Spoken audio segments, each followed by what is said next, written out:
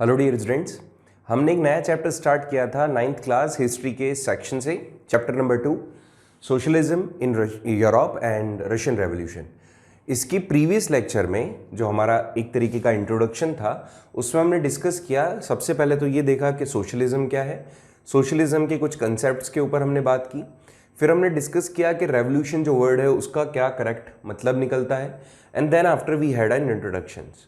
फिर हमने देखा कि जो यूरोप के अंदर किस तरह से चेंजेस आए, वहाँ पर रहने वाले लोग कितनी कैटेगरीज में हमने डिवाइड किए थे, इसके ऊपर हमने डिस्कस किया था हमारे प्रीवियस लेक्चर में। हमने लिबरल्स देखा जिनका मकसद था कि वहाँ पर जो गवर्नमेंट है, यूरोप के अंदर जो गवर्नमेंट है that must B change, and जो नई गवर्नमेंट आए वो एक तरीके से सारे रिलीजन को रेस्पेक्ट देने वाली होनी चाहिए। किसी एक पर्सन के पास में, जैसे जो रूलर होता है उसके पास में डायनेस्टिक रूल नहीं होना चाहिए, और जो गवर्नमेंट है वो पार्लियामेंट्री एक फॉर्म क्रिएट करे, इस तरह का सिस्टम हमने देखा था। फिर हमने रेडिकल्स देखा था। रेडिकल्स का सीन ये था कि they also wanted to have some social changes, but इनका जो थॉट था वो ये था कि जिनकी मेजोरिटी है देश के अंदर उन्हीं की गवर्नमेंट बननी चाहिए। इसी के साथ में हमने कंजर्वेटिव्स को भी देखा कि ये चाहते थे कि जो कंडीशन है सोसाइटी की that must not be change suddenly, इसको थोड़ा सा टाइम दो, एक स्लो प्रोसेस होना चाहिए चेंजेस का, उसके बाद में आप चेंजेस रखो। अर्लियर तो इनको बिल्कुल ही पसंद नहीं था कि कोई चेंज हो, जैसी कंडीशंस हैं सोसाइटी की वैसी ही वो रहे। बट बाद में 19th सेंचुरी के आसपास आते आते इनको लगने लगा कि नहीं यार, चेंजेस तो ज़रूरी है, और उन ज़रूरी चेंजेस को इन्होंने कहा कि आप तुरंत मत करो, it must be in a slow process. आज जो हम नया टॉपिक देख रहे हैं that is it is all about industries, है ना। आज का जो टॉपिक होने वाला है हमारा वो है industrial society and social change. देखिए, अगर मैं बात करूं इंडस्ट्रियल सोसाइटीज़ की, इंडस्ट्रीज़ की, तो आप मान के चलें कि सबसे इनिशियली जो इंडस्ट्रीज़ का डेवलपमेंट हुआ वो डेवलपमेंट हुआ था आपके ब्रिटेन में। अब ब्रिटेन में धीरे धीरे जैसे इंडस्ट्रीज़ ने अपना पैर फंसारा, अपने एरियाज़ को बड़ा किया जहाँ पर उनका काम हो सकता था, उसके कारण से ही दूसरे लोगों में भी इंस्पिरेशन फैलने लगी। अब ब्रिटेन से यूरोप तक और यूरोप से फिर रेस्ट ऑफ द नेशंस, वहाँ तक ये सारी चीज़ें पास ऑन हुई। तो यूरोप में जब इस तरह की कोई कंडीशंस आई, जब इंडस्ट्रीज़ यहाँ पर आई, तो वहाँ पे सोसाइटी पे क्या क्या चेंजेस पड़े, उस चीज़ को हम पढ़ने वाले हैं हमारे इस टॉपिक में।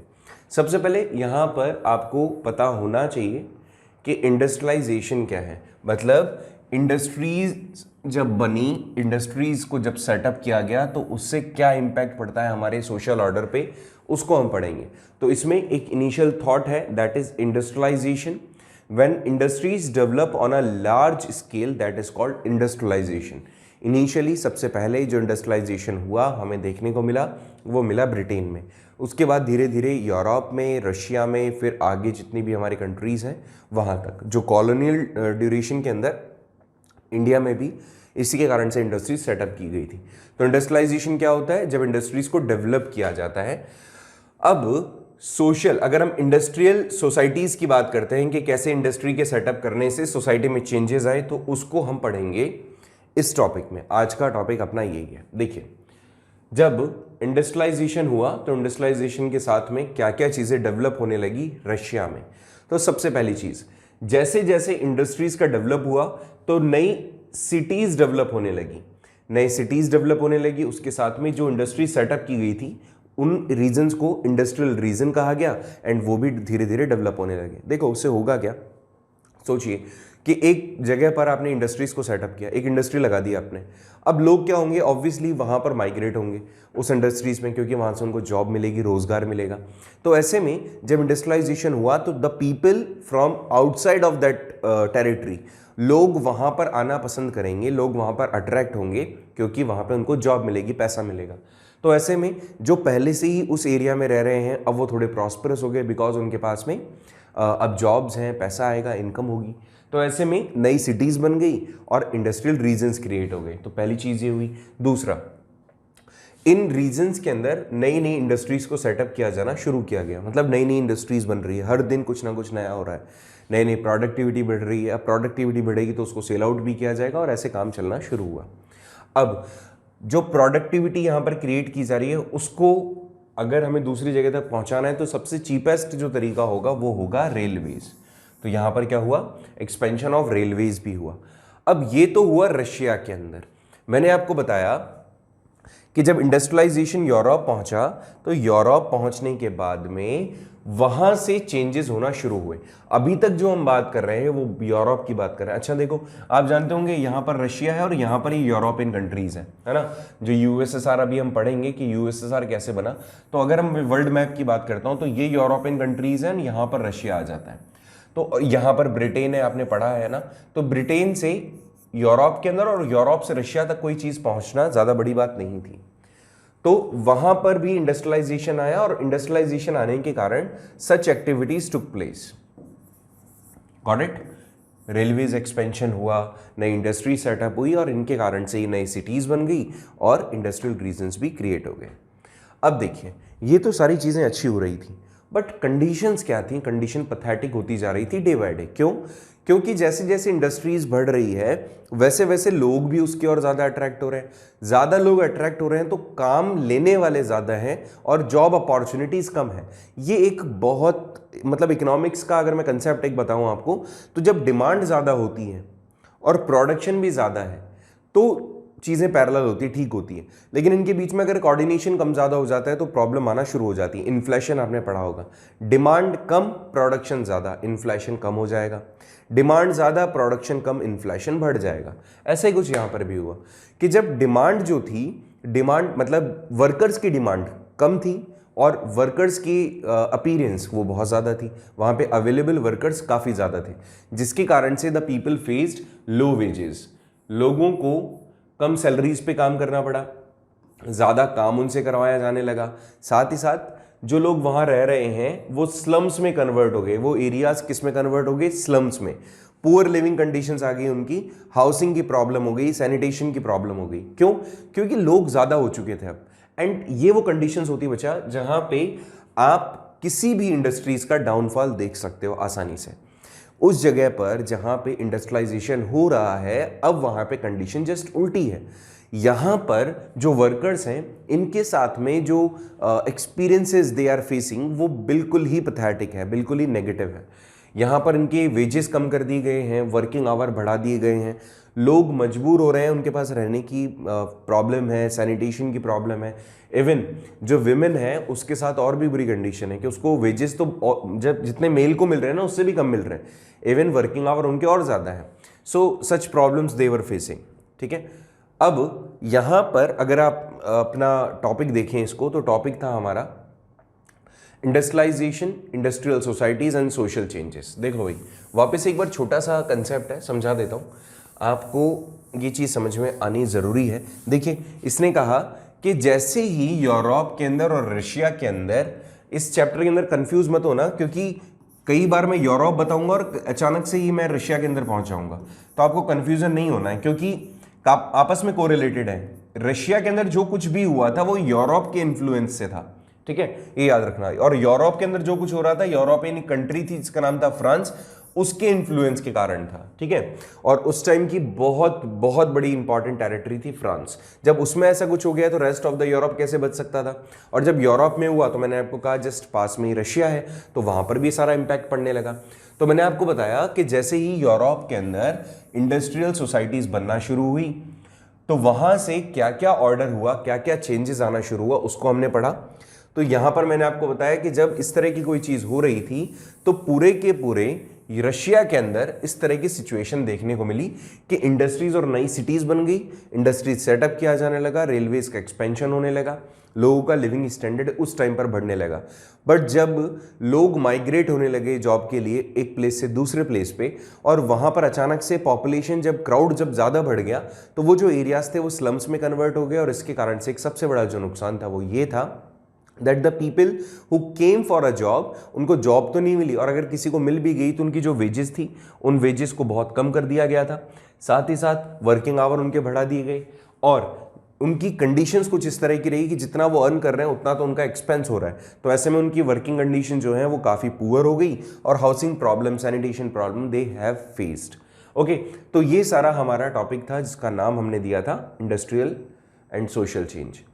अब नेक्स्ट जो टॉपिक है हमारा that is the coming of socialism to Europe. देखो भाई, ये बात फिर समझना, अभी मैंने आपको पहले भी बताया कि यूरोप और रशिया दोनों पैरेलल कंडीशंस में है।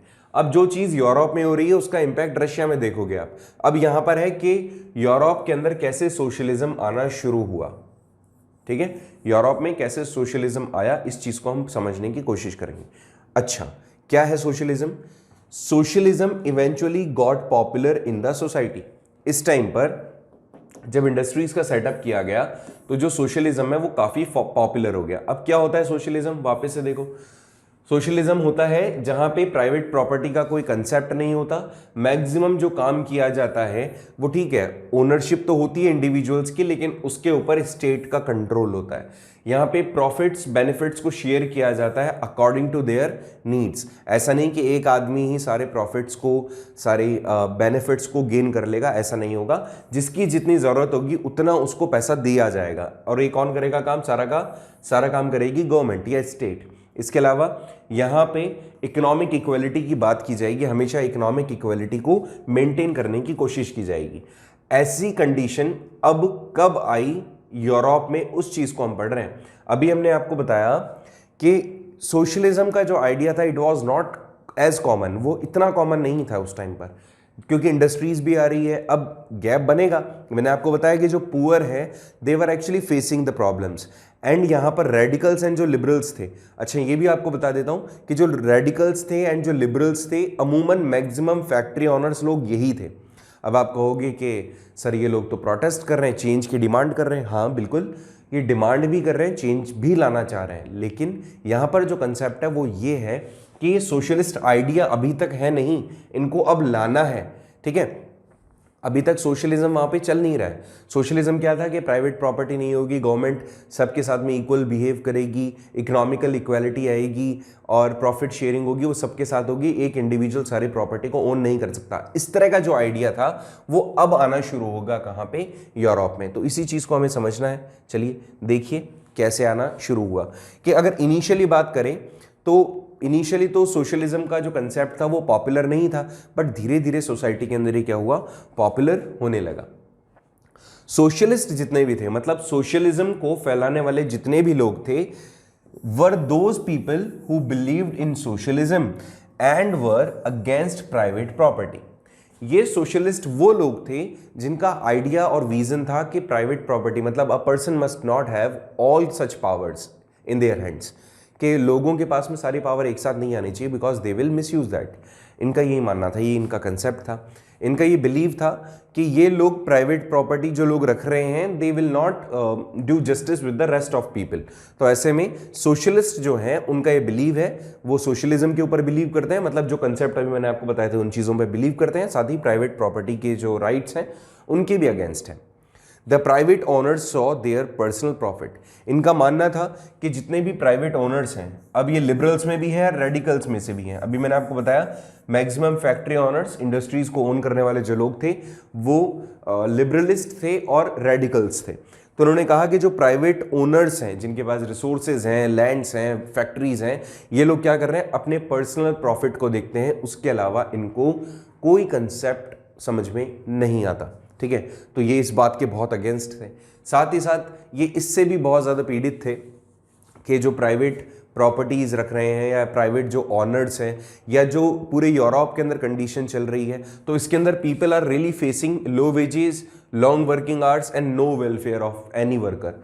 ये सारी चीज़ें वो फेस कर रहे थे, देख रहे थे। अच्छा बात समझना, उस टाइम पर प्रोफेशनल्स ज़्यादा नहीं थे। मैक्सिमम जो जॉब्स मिलती थी या तो मिलती थी आपको प्राइमरी सेक्टर में, मतलब एग्रीकल्चर सेक्टर से, और जो इंडस्ट्रीज थी या फिर उससे। तो ये इंडस्ट्रीज वाला ही पार्ट है। ओनर्स कम होंगे एंड वर्कर्स ज़्यादा होंगे, और हमारे इस चैप्टर के अंदर मेन जो काम है वो वर्कर्स का ही है, पीजेंट्स का एंड वर्कर्स का। तो ये जो सोशलिस्ट हैं इनका जो बिलीव है वो ये था कि जो लोग मिसबिहेव कर रहे हैं, कि भाई आप वेजेस नहीं देना चाह रहे हो लोगों को, आप इनके वर्किंग आवर बढ़ा रहे हो, एक तरीके का इनके साथ में एक्सप्लॉयटेशन कर रहे हो, साथ ही साथ आपने इनके वेलफेयर के लिए कुछ ही नहीं सोच रखा। तो ये वो चीज़ें थी जो कि एक्सेप्ट नहीं होनी चाहिए थी, और ये कर भी नहीं पा रहे थे। And socialist collectively they were actually against all such activities. Socialist का ये बिलीव था that welfare of society will happen only when the property will be controlled by the society. बहुत ही सिंपल सी चीज़ इन्होंने बोली कि अगर ऐसा ही चलता रहा तब तो कुछ होगा नहीं, आप तो मिसयूज करते रहोगे अपनी पावर का। अगर आपको सोसाइटी के अंदर वेलफेयर चाहिए, लोगों की भलाई चाहिए, तो सबसे ज़्यादा ज़रूरी है कि सोसाइटी में जितनी भी प्रॉपर्टीज़ हैं उसको सोसाइटी के लोगों के थ्रू ही ओन करना चाहिए, कंट्रोल करना चाहिए। मतलब यहाँ पे गवर्नमेंट मस्ट बी लाइक कि वो लोगों के वेलफेयर के बारे में सोचे, किसी एक इंडिविजुअल को सारे राइट्स ना दे दे, ठीक है। प्रॉफिट शेयर करो, बेनिफिट शेयर करो आपस में, जिससे कि सभी लोगों का भला हो। ऐसी आइडियोलॉजी रखने वाले ये लोग थे। मेरे हिसाब से यहाँ तक आपको कोई प्रॉब्लम नहीं होनी चाहिए। If you have then you can write down in comment box. अगर कंसेप्ट ऑफ सोशलिस्ट में बताऊं, देखो अगर मैं इन सोशलिस्ट को एक ऑर्डर में बताऊं आपको, तो ये थोड़ी सी चीज़ें याद रखना। हो सकता है आपके पॉइंट ऑफ व्यू जब आप आंसर्स लिखें इसके लिए तो थोड़ा हेल्प आपको मिल जाए। तो देखो सोशलिस्ट का आइडियोलॉजी क्या है। सोशलिज्म लेकर आना इनका मेन कंसेप्ट था, बेस था, ये तो तुम जान गए हो। लेकिन इनका थॉट क्या था कि भाई ये प्राइवेट प्रॉपर्टी के अगेंस्ट में थे, क्योंकि इनको लगता था कि दे आर एक्चुअली लोगों के साथ में जो बिहेव करते हैं वो इस तरह का है कि इनके वेजेस तो कम कर दो और काम इनसे ज़्यादा करा लो, ठीक है। तो ऐसा इनका सोच था और काफ़ी हद तक ये लोग सही भी थे। ये प्राइवेट प्रॉपर्टी ओनर जो थे वो इनके लिए मानते थे ऐसा कि कभी भी सोसाइटी का वेलफेयर नहीं कर सकते, वर्कर्स का वेलफेयर नहीं कर सकते। और ऐसे में जब private property owners do not work for welfare of the workers, then what would be the basis of socialist society. और अगर ऐसा ही है तो फिर सोशलिस्ट सोसाइटी बन कैसे सकती है जब किसी भी तरीके से वर्कर्स का बेनिफिट नहीं हो रहा। अगर मैं इसका आंसर दूं आपको कि देखो अगर प्राइवेट प्रॉपर्टी ओनर्स वेलफेयर नहीं कर पा रहे हैं वर्कर्स का, ठीक है, ये बात मान ली हमने, इनका आइडियोलॉजी था। और अगर इस क्वेश्चन को ऐसे में समझने की कोशिश करूं कि what would be the basis of the socialist society, तो सोशलिस्ट जो सोसाइटी बनेगी उसका क्या बेस बनेगा, क्या उसका बेस होना चाहिए। तो ऐसे में यहां पर अलग अलग सोशलिस्ट ने अपने अपने अलग अलग व्यूज दिए हैं सोसाइटीज को लेकर के। करीबन आपके टेक्स्ट बुक के अंदर 4 या 5 बेसिकली 4 आपके स्कॉलर्स हैं। उनमें सबसे इंपॉर्टेंट स्कॉलर है कार्ल मार्क्स, उसके बारे में आपको बताऊंगा अभी। बाकी ज़्यादा इंपॉर्टेंट नहीं है तो उसको आप पढ़ भी सकते हो, नॉर्मली पढ़ के उसको आप हटा भी सकते हो। बात समझो कि सोशलिस्ट का आइडिया है कि प्राइवेट प्रॉपर्टी ओनर्स नहीं होने चाहिए, property must be given to in the hands of government और स्टेट, सो दैट जहां ये लो वेजेस वाला प्रॉब्लम है, जो वर्किंग आवर को ज़्यादा बढ़ाने वाला प्रॉब्लम है, उसको आप कंट्रोल कर सकें। साथ ही साथ जो प्राइवेट प्रॉपर्टी ओनर्स हैं वो कभी भी वर्कर्स का वेलफेयर नहीं कर सकते, नहीं करते हैं, सो दैट यहाँ पर सोशलिस्ट सोसाइटी का मतलब क्या होगा, बेस क्या होगा। तो इसी चीज़ को समझने के लिए we need to have sub concept, some view points of different socialist और डिफरेंट स्कॉलर्स। तो यहाँ पर हम देख रहे हैं कि few views of some socialist for future। उस टाइम पर जो सोशलिस्ट थे उनके कुछ व्यूज के बारे में अपन यहाँ डिस्कस कर रहे हैं, ठीक है। इन सब में सबसे पहले अपन डिस्कस करते हैं अबाउट अ पर्सन जिसका नाम है रॉबर्ट ओवन, ठीक है। रॉबर्ट ओवन क्या कहते हैं, देखिए बहुत ही सिंपल सा, इनका ज़्यादा कुछ है नहीं। ये इतना सा कहते हैं कि सोसाइटी के अंदर जो भी काम आप करो वो कोऑपरेटिव्स को दे दो, वो कोऑपरेटिव कम्युनिटी को दे दो। आप जो भी आप काम करवाना चाहते हो, जो भी कंडीशन सोसाइटी में सेटअप करना चाह रहे हो, किसी इंडिविजुअल के हाथ में मत दो, आप कोऑपरेटिव्स को दे दो। कोऑपरेटिव्स क्या होती है ऐसे समझना। अच्छा पहले तो ये देख लो कि भाई इनका बर्थ एंड डेथ जो है वो 1771 से 1858 के बीच में था। ही वॉज इंडस्ट्रियलिस्ट इन मतलब बेसिकली बिलोंग करते हैं इंग्लिश कम्युनिटी से, मतलब ब्रिटिश कम्युनिटी से। साथ ही साथ इन्होंने जो चाहा वो ये था कि यहाँ पर एक कंडीशन ऐसी बननी चाहिए जहाँ पे सारी जो भी ऑनरशिप है सोसाइटी में must be in the hands of cooperatives. And cooperative communities क्या होती है तुम जानते हो, जैसे अमूल इंडस्ट्रीज का आपने सुना होगा नाम, अमूल, आनंद मिल्क यूनियन लिमिटेड। अमूल का फुल फॉर्म ये होता है, ठीक है। अमूल क्या है, अमूल का मतलब है आनंद मिल्क यूनियन लिमिटेड। तो ऐसे में ये एक कोऑपरेटिव है, इसके अंदर दूध देने वाले से लेकर मतलब जो अलग अलग प्रोडक्ट्स बनाने वाले हैं वो सारे कंपनी के ओनर हैं, वो वर्कर नहीं है। तो प्रॉफिट शेयरिंग सबके साथ होती है, ये मिलकर के काम कर रहे हैं। चलो इसको ऐसे भी तुम समझ सकते हो। सोचिए 5 लोगों का एक ग्रुप है, all the 5 people having their savings per month 100 rupees। एक महीने के अंदर कितने हो जाएंगे, 500 रुपीज हो जाएंगे फॉर श्योर।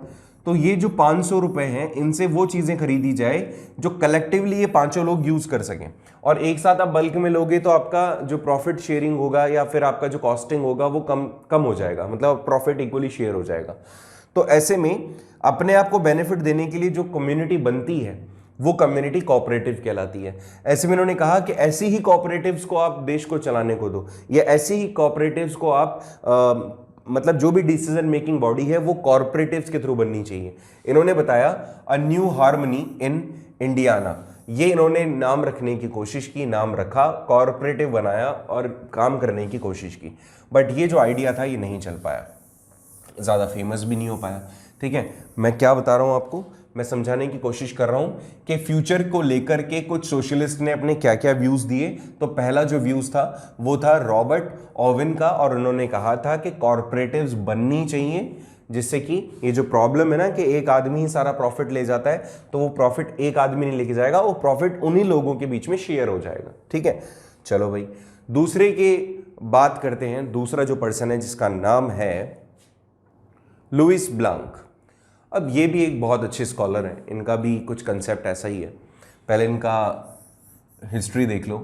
1811 के अंदर इनका बर्थ हुआ, 1882 तक ये रहे, बिलोंग करते थे फ्रांस से। इनका क्या मानना था, देखिए कि he wanted that enterprises of the capitalist should be replaced by the government with cooperatives. दो चीजें इसमें आपको समझ में आ रही है, पहली तो आ रही है एंटरप्राइजेस, दूसरी आ रही है कैपिटलिस्ट, बाकी कोऑपरेटिव्स तो तुम जान ही गए। इन्होंने कहा कि ये जो एंटरप्राइजेज हैं, जो भी एंटरप्राइजेज, जो भी बिजनेस क्लासेस हैं, जो भी फैक्ट्रीज हैं, जो भी मैन्युफैक्चरिंग इंडस्ट्रीज हैं, कैपिटलिस्ट का आइडियोलॉजी होता है कि पैसा कमाओ, सिर्फ पैसा दिमाग में रखते हैं वो लोग, उसी चीज का प्रोडक्शन करते हैं जो चीज डिमांड में हो। उनको सोसाइटी की डेवलपमेंट से मतलब नहीं होता। उनका जो आइडियोलॉजी होता है दैट इज काइंड ऑफ कि जो भी चीज़ें आपको बेनिफिट देती है, प्रॉफिट देती है, केवल उसी का मैन्युफैक्चरिंग होना चाहिए, बाकी किसी का नहीं। ठीक है, तो उन्होंने क्या कहा कि जितनी भी एंटरप्राइजेज हैं, जो भी मैन्युफैक्चरिंग का काम कर रही हैं, that must be replaced by the government. कि भाई सारी की सारी फैक्ट्रीज किसके अंडर में दे दो आप, गवर्नमेंट के अंडर में। और गवर्नमेंट कैसे काम करेगी, कॉर्पोरेटिव्स के साथ। गवर्नमेंट के साथ में कौन होना चाहिए, कॉर्पोरेटिव्स। इन्होंने एक अलग क्या थ्योरी दी है, बाकी दोनों की थ्योरी सेम है, इनकी अलग थ्योरी क्या है, इन्होंने कहा कि कम्युनिटी होनी चाहिए, कॉर्पोरेटिव कम्युनिटी। अब ये कम्युनिटी कौन सी है, कॉमन पीपल की।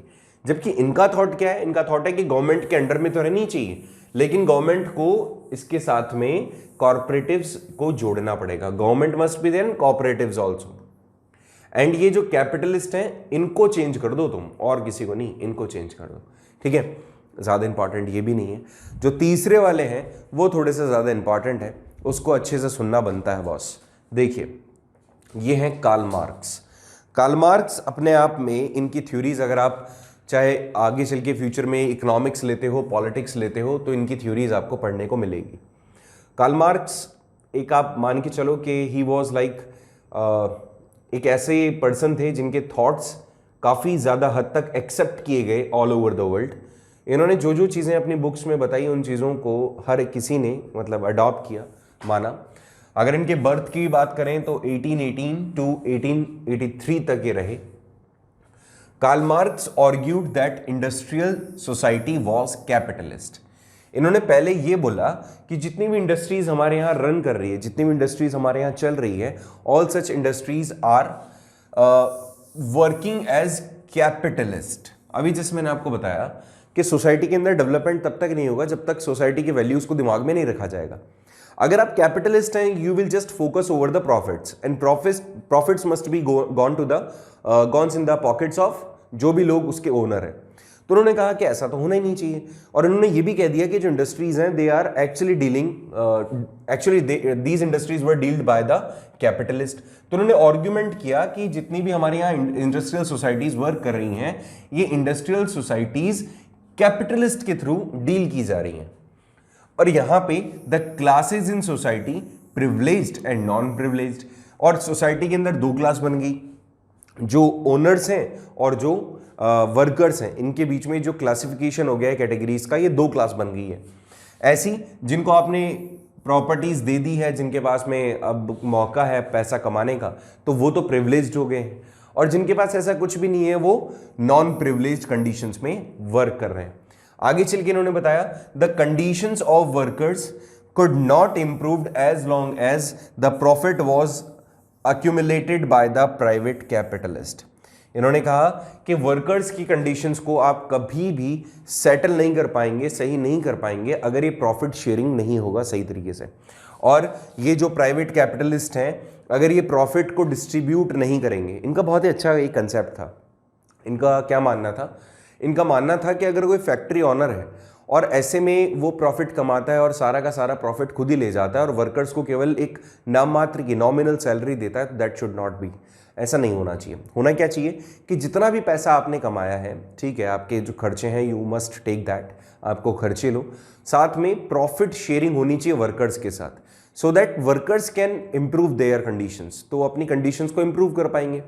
इसी आइडियोलॉजीज को इन्होंने बहुत ही सही तरीके से अपनी बुक में, जिसका नाम था दास कैपिटा, इसके अंदर डिटेल में डिस्कस किया, मैं आगे बताऊंगा आपको। देखिए यहां पर इन्होंने बताया कि condition of workers can not be improve जब तक आप प्रॉफिट कैपिटलिस्ट जो पीपल हैं उनके थ्रू डील किया जाएगा, तब तक वो अपनी कंडीशंस को बेहतर नहीं कर सकते हैं। वर्कर्स को जरूरी है कि वो ओवरथ्रो कर दें कैपिटलिज्म को। ये जो कैपिटलिज्म की थ्योरी है, इसको हटा देना जरूरी है, और वर्कर्स जब तक ऐसा प्रोटेस्ट नहीं करेंगे तब तक उनकी कंडीशन बेटर नहीं हो सकती। आगे देखो, आगे और क्या कहा इन्होंने बोला कि workers had to construct a socialist society where all property was socially controlled. इन्होंने कहा कि वर्कर्स को जरूरी है कि दे नीड टू क्रिएट और they need to construct a particular socialist society. एक ऐसा समाज बनाने की जरूरत है जहां पे सारी चीजें सोसाइटी की, मतलब सोसाइटी की नीड्स को देखते हुए की जाए, सारी की सारी चीजें जो भी कंडीशंस हो वो सारी की सारी सोसाइटी को डेवलपमेंट के पॉइंट ऑफ व्यू से वर्क किया जाए उसमें। तो इन्होंने कहा कि वर्कर्स को जरूरी है कि आप एक ग्रुप बनाओ, उन ग्रुप के बिहाफ पे अपने राइट्स के लिए प्रोटेस्ट करो, एक ऐसा समाज बनाने की कोशिश करो जहां पे सोसाइटी के डेवलपमेंट की बात की जाए, और इस पे जो कंट्रोल करने की बात होगी, जो प्रॉपर्टीज को कंट्रोल करने की बात होगी, वो सोशली होगी, मतलब that must be controlled according to their conditions. जैसे मैंने आपको बताया था, सोशलिस्ट यही तो बोलते हैं कि जिसकी जितनी जरूरत हो उतना उसको दिया जाए। आपके पास पहले से है तो आपको कम दिया जाए, जिसके पास नहीं है उसको ज्यादा दिया जाए, तो सोसाइटी के अंदर इकोनॉमिक ऑर्डर जो होगा वो इक्वल हो जाएगा सभी के साथ। तो इन्होंने यही चीज वापस से कन्वे की। और देखो, और इन्होंने क्या कहा, इन्होंने ये भी कहा था, जिससे भी मैंने आपको बताया, कि प्रॉफिट शेयरिंग होनी चाहिए। प्रॉफिट शेयरिंग होने से क्या होगा, इनका जो कंडीशंस होगा वो बेटर होता जाएगा, धीरे धीरे बेटर होगा। ऐसे में तो एक आदमी प्रॉफिट सारा खुद ही ले जाता है तो वर्कर ही रह पाता है। जबकि कार्ल मार्क्स कहते थे कि वर्कर को वर्कर नहीं, उसको आगे इंडस्ट्रियलिस्ट बनने का भी मौका मिले। कैसे? कि आप अपना प्रॉफिट शेयर करो उसके साथ। जब एक बार प्रॉफिट आप शेयर करोगे तो हो सकता है उसकी कंडीशन बेटर हो जाए, दिन ब दिन उसकी कंडीशंस बेटर होती जाए। जब कंडीशन बेटर होती जाएगी तो एक दिन ऐसा जरूर आएगा कि वो व्यक्ति भी अपनी वर्किंग कंडीशंस को बेटर करते हुए वर्कर्स के टाइटल से हट करके एक वो बिजनेस क्लास में आ सकता है, इंडस्ट्रियलिस्ट भी बन सकता है। तो आप उनको मौका दो कि दे केवल वो वर्कर ही ना रहे, they can be the industrialist as well, अगर आपने उनके साथ प्रॉफिट शेयरिंग की है तो। और ऐसे में this society will be called as communist society.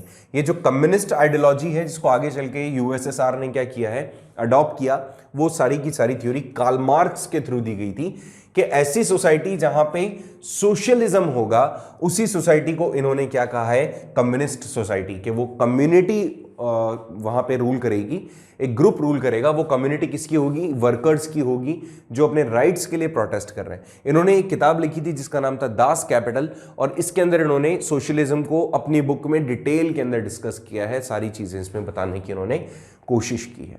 ठीक है, इस चीज को आप अच्छे से समझ लीजिए, मेरे हिसाब से तो इसमें प्रॉब्लम आपको आएगी नहीं। अब देखिए, ये तो चीज हो गई आपकी जितना हमने अभी तक डिस्कस किया। अब यहां पर जो चीज बनती है, that is support for socialism. This is point number D, this is our D point. ठीक है, देखिए क्या है, इसने क्या कहा है, देखते हैं। इसने बोला कि by the 1870s socialist ideas spread through the Europe। अब ये जो सोशलिज्म वाला कंसेप्ट था, ये जैसे इंडस्ट्रियलाइजेशन आया उसके साथ में ही ये फैलने लगा सारी तरफ, पहले यूरोप में पहुंचा। ऐसे में बहुत सारे इंटरनेशनल बॉडीज फॉर्म होना शुरू हुई, जिसको हमने क्या कहा, सेकंड इंटरनेशनल्स। एक कैपिटलिस्ट आइडियोलॉजी पहले से काम कर रही थी, नाउ द कंडीशन वाज कि सोशलिज्म आइडियोलॉजी भी अब क्या होगी, स्प्रेड होगी। दोबारा सुने, 1870s तक ये जो सोशलिस्ट के जो आइडियाज थे वो यूरोप के अंदर स्प्रेड होने लगे और एक नया इंटरनेशनल बॉडी फॉर्म हो गया जिसका नाम रखा गया सेकंड इंटरनेशनल। अब यहाँ पर अलग अलग ऑर्गेनाइजेशंस, अलग अलग वर्क मतलब लोग जो एक पर्टिकुलर कम्युनिटी से बिलोंग करते थे, जैसे workers in England and Germany, they begin to form associations to fight for better living conditions and better working conditions, set up the funds to help the members in times of distress and demanded a reductions of working hours and right to vote. अब इनकी conditions को better करने के लिए what they have done, they started taking some initiatives कि हम मिलकर के क्या करते हैं, ग्रुप बनाते हैं। अब ऐसा नहीं कि केवल यूरोप में ही ऐसा हुआ, वर्ल्ड की मैक्सिमम जगह पर ऐसा होना शुरू हो गया था। ठीक है, इन्होंने कहा कि इंग्लैंड के अंदर, इंग्लैंड में सबसे पहली बार, जैसे मैंने आपको बताया, ब्रिटेन में सबसे पहली बार इंडस्ट्रियलाइजेशन आया, तो वहीं से तो आइडिया कंसेप्ट आया कि भैया जितना इसको आप एक्सप्लॉइट कर सकते हो करो। तो उन्होंने कहा कि जब इंग्लैंड में ऐसा हुआ, फिर जर्मनी में ऐसा हुआ, यूरोप के अंदर होना शुरू हो गया, तो वहाँ पर जो वर्कर्स थे अब अपनी कंडीशंस को लेकर के थोड़े ज़्यादा सीरियस हो गए थे। वो चाह रहे थे कि उनकी लिविंग स्टैंडर्ड्स को बढ़ाया जाए, वर्किंग कंडीशन को बेटर किया जाए। सो ऐसे में उन्होंने फंड्स रेज किए और साथ ही साथ ग्रुप बनाया और अपने जो राइट्स थे उनके लिए डिमांड करना शुरू किया। In the Germany the social democratic party won parliamentary seats. अब ये सोशलिस्ट डेमोक्रेटिक पार्टी जो थी, इसने इलेक्शंस भी लड़ाई इवन, क्योंकि ये ग्रुप बन चुके थे, और इन्होंने पार्लियामेंट में सीट भी गेन कर ली। It was a time of 1905 जब ट्रेड यूनियन बन गया, कहां पर, ब्रिटेन में।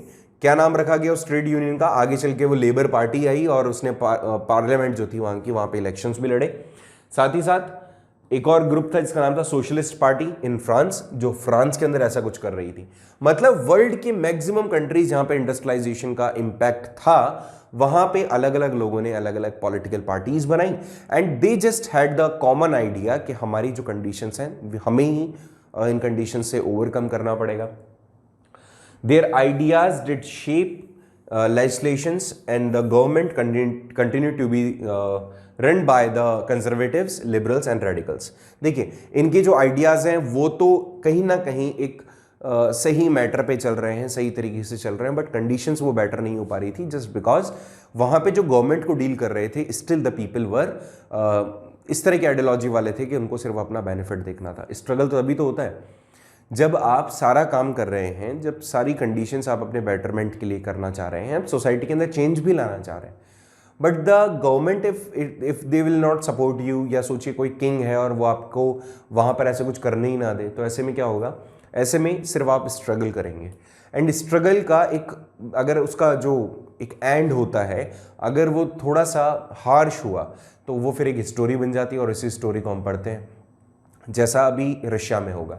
यहाँ पर भी वर्कर्स की प्रॉब्लम सेम है, लिबरल्स की कंडीशंस, रेडिकल्स की कंडीशंस, कुछ प्रॉपर्टी ओनर्स हैं, कुछ फैक्ट्री ओनर्स हैं, एंड दे वांटेड कि हाँ ठीक है चेंज होने चाहिए, बट जब बात आएगी उनके कल्चर को, उनकी प्रॉपर्टीज़ को लोगों के साथ में शेयर करने की, तो कुछ उनके सपोर्ट में होंगे और कुछ वहाँ से वो हट जाएंगे। रशिया के अंदर ज़ार ये बात मानने से मना कर देगा, तो ऐसे में स्ट्रगल चालू हो जाएगा।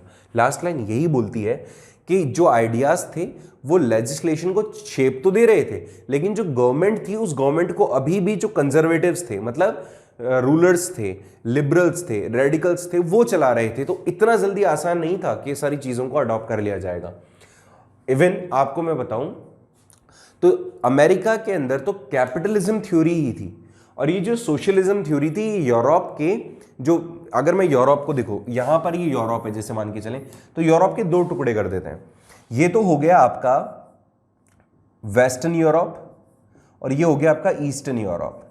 तो ये जो ईस्टर्न यूरोप है जो रशिया के पास में है, केवल यहीं पर ये कंडीशंस एप्लीकेबल हुई सोशलिज्म की, कम्युनलिज्म की।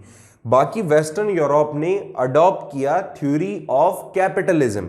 ठीक है, और ये बाद तक रहा। अब इसमें हुआ क्या क्या आगे, इसको हम पढ़ेंगे नेक्स्ट लेक्चर में। आज जितना भी हमने पढ़ा है उसको प्लीज रिवाइज करो, ज्यादा कुछ टफ है नहीं, बहुत ही सिंपल है। देखो क्या क्या पढ़ा है हमने कुछ स्कॉलर्स को पढ़ा, हमने सोशलिस्ट कौन होते हैं उसको पढ़ा, कैसे पूरे के पूरे यूरोप के अंदर कम्युनलिज्म सोशलिज्म आया, और इसके बाद में हमने ये भी देखा था कि इंडस्ट्रियल सोसाइटी कैसे डेवलप हुई और उसके कारण से सोसाइटी में क्या क्या चेंजेस आए। इन सबको प्लीज़ आप पढ़ो, कोई प्रॉब्लम आए तो पूछो। नेक्स्ट लेक्चर में इसके आगे डिस्कस करेंगे हम। तब तक आपको पढ़ना है, क्वेश्चंस पूछने हैं और डाउट्स प्लीज़ पूछा करो। आपकी डेट्स भी एग्ज़ाम की नेक्स्ट मंथ में ही, तो जो भी इश्यूज़ आ रहे हैं पूछें आप। आपके स्कूल्स के अंदर जो एग्ज़ाम्स होने वाले हैं उस पर फोकस करें, अच्छे ग्रेड्स गेन करें। थैंक यू सो मच, मिलते हैं नेक्स्ट लेक्चर में। Thank you.